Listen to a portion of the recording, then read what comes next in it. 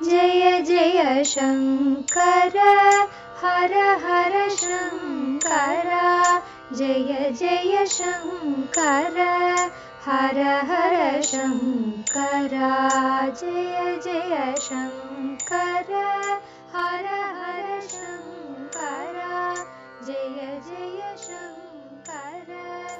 பக்தி தெய்வத்தின் குரல் 4ஆம் பாகம். வண்டு ஸ்தோத்திரம். பக்தி துவைத்தம் கூறும் அத்வைத ஆச்சாரியர் தொடர்கிறது. காரியமில்லாத பிரம்மத்தோடு சாக்ஷாத் பிரம்மமாகவே அத்வைத்தமாக இருக்கிறவர் காரியம் என்று வந்தபோது ஈஸ்வரன் என்ற மகாசக்தியின் லவலேசம்தான் தாம் என்று அடங்கியிருந்து காட்டினார்.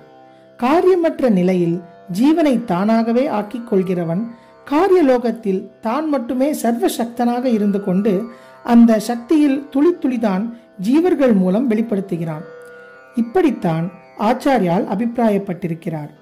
அதனால்தான் பிரம்மத்தோடு பிரம்மமாக இருந்தவரே காரியம் என்று வருகிற போது உள்ளூர பகவத் பாதாளுக்கு தாம் காரியமில்லாத வஸ்து என்ற அனுபவம் சதா இருந்து கொண்டிருந்தாலும் இப்படி ஒரு வேஷம் போட்டு நடிக்கிற போது ஈஸ்வரனிடம் ரொம்பவும் அடங்கி பரம வினயமாக இருந்து காண்பித்தார். இந்த ஆங்கிளிலிருந்து, அதாவது கோணத்திலிருந்துதான் ஷட்பதியில் 3வது ஸ்லோகத்தை பண்ணியிருக்கிறார். ஜீவன் பிரம்மம் என்ற பேதம் அடிபட்டு போன உயர்ந்த ஞான அனுபவ நிலையிலே இருப்பதெல்லாம் ஒரே சத் வஸ்துதான் என்றாலும் லோக திசையில் இருக்கிறவரை, ஞானானுபவம் வருகிறவரை ஆள்கிறவனான மகாசக்தனான ஈஸ்வரன் என்று ஒருவனும் அவனுக்கு வேறு மாதிரி ஆளப்படுகிறவர்களாக அல்ப சக்தர்களாக அநேக ஜீவர்களும் தோன்றத்தான் செய்கிறார்கள். இதே ஸ்திதியில் நானும் ஈஸ்வரனும் ஒன்று என்று இந்த அல்ப சக்தன் அந்த சர்வ சக்தனோடு அபேதம் கொண்டாடி கொண்டால் தப்பு. அப்படியானால் அத்வைதம் தப்பா என்றால் அப்படியும் இல்லை. இதென்ன குழப்பமாய் இருக்கிறதே என்று பார்த்தால் ஆச்சாரியால் ரொம்ப அழகாக தெளிவுபடுத்தி பதில் சொல்கிறார். சமுத்திரமும் அலைகளும் ஒன்றா வேறு வேறா? மேலே பார்த்தால் வேறேதான், உள்ளே போனால் ஒன்றுதான். உள்ளுக்குள்ளே அலையே இல்லை.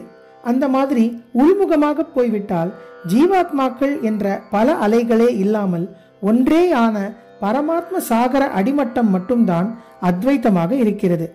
அந்த சமுத்திரமே தான் மேல்மட்டத்தில் பல அலைகளாக தெரிகிறது. ஏக சமுத்திரத்தில் காற்றினால் அநேக அலைகள் உண்டாகிற மாதிரி மாயையால் வெளிமுகப்படுகிற போது ஒரே பரமாத்மாவில் பற்பல ஜீவாத்மாக்கள் உண்டான மாதிரி இருக்கிறது. இந்த ஸ்திதியில் ஒவ்வொரு அலையும் நானே பூர்ண சமுத்திரம் என்று சொன்னால் தப்புதானே?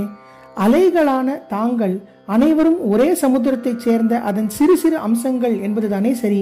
அதுபோல அத்வைதா பூதியில் இருப்பது ஒன்றே என்றாலும் சத்யபி பேதாபகமே.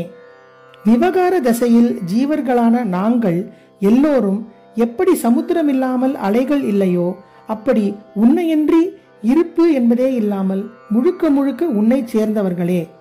நாத தவாகம் ந மாமகீனஸ்துவம். நாத எங்களை ஆள்கிற பிரபுவே. தவாகம் தவ அகம். அகம் என்றால் நான், தவ உன்னுடையவன், நான் உன் உடைமை. ந மாமகீனஹ. துவம் என்றால் துவம் என்பது நீ.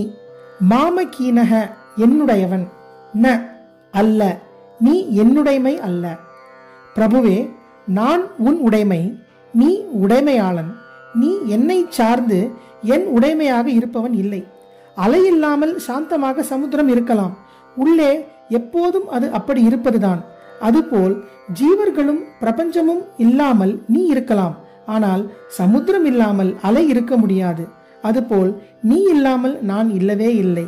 சமாதி நிலையில் நான் நீ என்ற பேதமில்லாத ஏகத்தை நான் அனுபவிக்கிறேன் என்பதால் விவகார தசையில் நம்மை இரண்டாக பார்க்கிற போது நீதான் என் உடைமை, நீதான் என்னை சார்ந்திருப்பவன் என்று நினைத்தால் அது எப்பேற்பட்ட அசம்பாவிதம் தெரியுமா? சமுத்திரம்தான் அலையை சேர்ந்தது, அலை சமுத்திரத்தை சேர்ந்ததில்லை என்று நினைக்கிற மாதிரிதான். சாமுத்ரோ ஹி தரங்கஹ க்வச்சன சமுத்ரோ ந தாரங்கஹ. தரங்கம் என்றால் அலை, ஜலதரங்கம் என்கிறோம். அலைதான் சமுத்திரத்தின் உடைமை. சமுத்திரம் அலையின் உடைமை இல்லை, ஒரு காலம் இல்லை. க்வச்சன ஒரு காலம். தப்பித்தவரை கூட பரமாத்மா ஜீவாத்மாவை சார்ந்திருப்பதாக நினைத்துவிடப்படாது என்பதற்காக ஒரு காலம் இப்படி இல்லை என்று அழுத்தமாக குவச்சன போட்டு காட்டியிருக்கிறார். அத்வைதத்தை விவகார உலகத்திலே தப்பாக போட்டு குழப்பிக் கொள்ளக்கூடாது என்ற அக்கறையால் கவலையால் இப்படி அழுத்தி சொல்லியிருக்கிறார். எல்லாம் உன் உடைமையே என்று தாயுமானவர் பாடினார். உடைமைக்கு ஸ்வம் என்று பெயர்.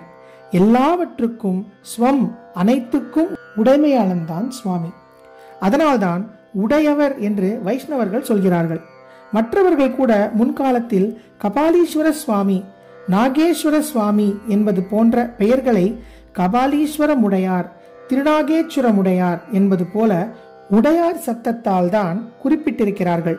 முடிவான அனுபவம் என்று வருகிற போது ஆச்சாரியால் சைவ வைஷ்ணவ சித்தாந்தங்களுக்கு மாறாக ஜீவனும் பிரம்மமும் ஒன்றே என்று சித்தாந்தம் செய்த போதிலும் யதார்த்த நிலையை, விவகார தசையை கருத்தில் கொண்டு இந்த ஸ்லோகத்தை பண்ணும்போது நடைமுறை வாழ்க்கையில் தானே ஈஸ்வரன் என்று தப்பாக எவனும் நினைத்து விடாமல் அவனது லவலேச அம்சமேதான் என்று அடங்கி பணிந்து இருக்க வேண்டும் என்று உபதேசிக்கிறார். சைவ வைஷ்ணவ பக்திமான்களுக்கு கொஞ்சமும் பின்வாங்காமல் அவர்களைப் போலவே நைச்சியமாக எளிமையாக பகவானை பிரார்த்தனை பண்ணுகிறார். ஷட்பதி ஆரம்பத்தில் அவர் வேண்டிய வினயத்துக்கு அவரே விக்கிரகமாக இருந்து கொண்டு பிரார்த்தனை பண்ணுகிறார். ஆச்சாரியால் எப்படி கொள்கை பிடிவாதமே இல்லாமல் இருந்தார் என்று இங்கே தெரிகிறது. அவரது சித்தாந்தம், லட்சியம் என்னவென்றால் அத்வைத்தம். ஆனால் அந்த சித்தியின் அந்தத்துக்கு லட்சிய நிலைக்கு போகாமல் ஈஸ்வரன் ஜீவன் என்று துவைத்தமாக இருக்கும்போது ஜீவனை பார்த்து, அடா அப்பா, அத்வைத்தத்தை இங்கே கொண்டு வந்து விடாதே என்று அவரே தடுக்கிறார். துவைதிகளை விட ஸ்ட்ராங்காக அத்வைதத்தை அந்தண்டை கொண்டு போக சொல்கிறார். பரமாத்மாவாகவே இருப்பதிலே ஒரு ஆனந்தம் என்றால் அவனை பக்தி பண்ணி கொண்டிருப்பதிலும் ஒரு ஆனந்தம் இருக்கிறது. பக்தி பண்ணும்போது அவனே நாதன், நம்மை உடைமையாக கொண்டவன், அவனிடம் துரும்பாக பணிந்து கிடக்க வேண்டியவர்களே நாம் என்று புரிந்து கொண்டால்தான் அந்த ஆனந்தம் கிடைக்கும். ஆகையினால்தான் ராமானுஜருக்கும் மத்துவருக்கும் கொஞ்சம் கூட பின்னே தங்காமல் அத்வைத பரமாச்சாரியாலும், நீ மகா சமுத்திரம் என்றால் நான் அதிலே ஒரு சின்ன அலைதான், நீ இன்றி நான் இல்லை, நான் உன் சொத்துதான் என்று ஒரே பணிவாக சொல்கிறார். சத்யபி பேதா பகமே நாத தவாகம் ந மாமகி நஸ்துவம் சாமுத்ரோ ஹி தரங்கஹ க்வச்சன சமுத்ரோ ந தாரங்கஹ. ஜெய ஜெய சங்கர, ஹரஹர சங்கர, மகாபெரியவா சரணம். जय जय शंकर, हर हर शंकर, जय जय शंकर, हर हर शंकर, जय जय शंकर.